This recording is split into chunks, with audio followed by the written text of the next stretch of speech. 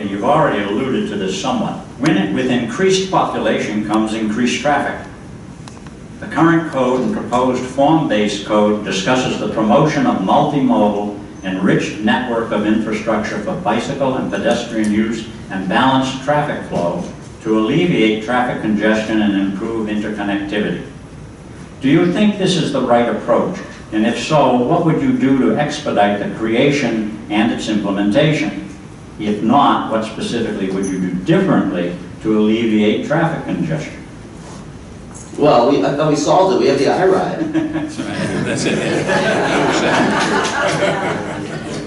Problem solved.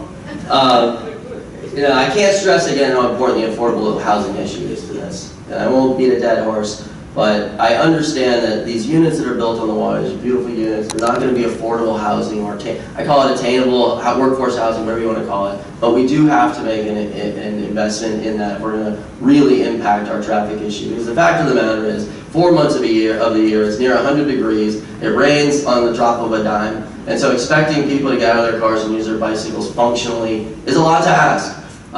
I would like to see more pedestrian and bicycle connectivity, period, but a lot of that is for recreation. I want to see the Legacy Trail expanded into the downtown area, and from there, I'd like to see a network of bike paths that are actually safe and usable coming in from the neighboring communities.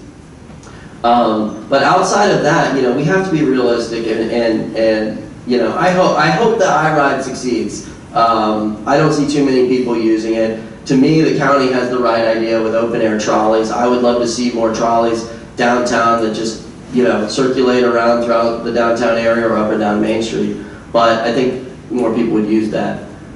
You know, mass transit is important. There is a socioeconomic group that depends on it, that needs it. But the bus system is mainly a county issue. The city needs to coordinate with them, but it's mainly a county issue. We can work with them to have better bus routes, but, you know, shuttling people from Northport an hour up to Sarasota is just not the answer.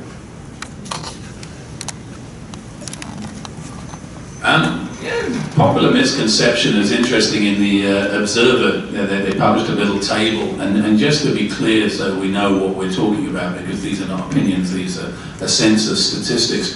The 40-year population of Sarasota, 40 years ago was 51,023. As of last year, it was 53,865. That's 5%. 2,842 people. The growth, actually, 134% is in the county.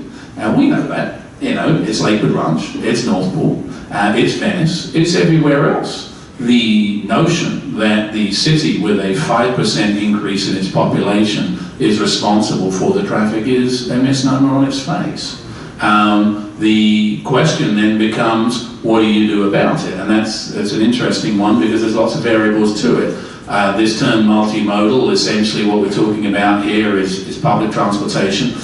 We're also talking about people using their own two legs and making it accessible. We're talking about bikes. We're talking about the SCAT as it relates to the county. We're also talking about the reality of people, and the people are, change is one of the hardest things to come by. People have been tied to their cars, you know, since in memoriam. America has a love affair with a car. Everyone wants to park right outside a place. Everybody wants to drive right up to the window. You know, you guys invented drive-thrus. You know, one of the first things we've got to recognize is half the people on the road don't know where they're going, and they're not from here.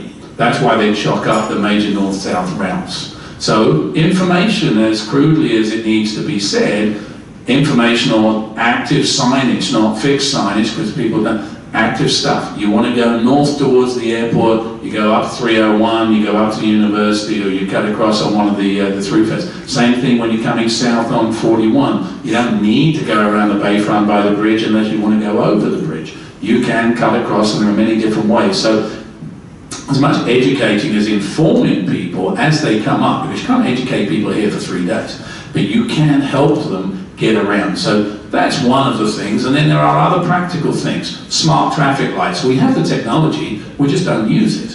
Driverless cars as much as you might think that's like a scene from the Jetsons, is actually on its way and will significantly enhance and give us the ability to manage our traffic better. So there are a few ways that we can do it, but the notion that the city is entirely responsible and can control it is false on its face.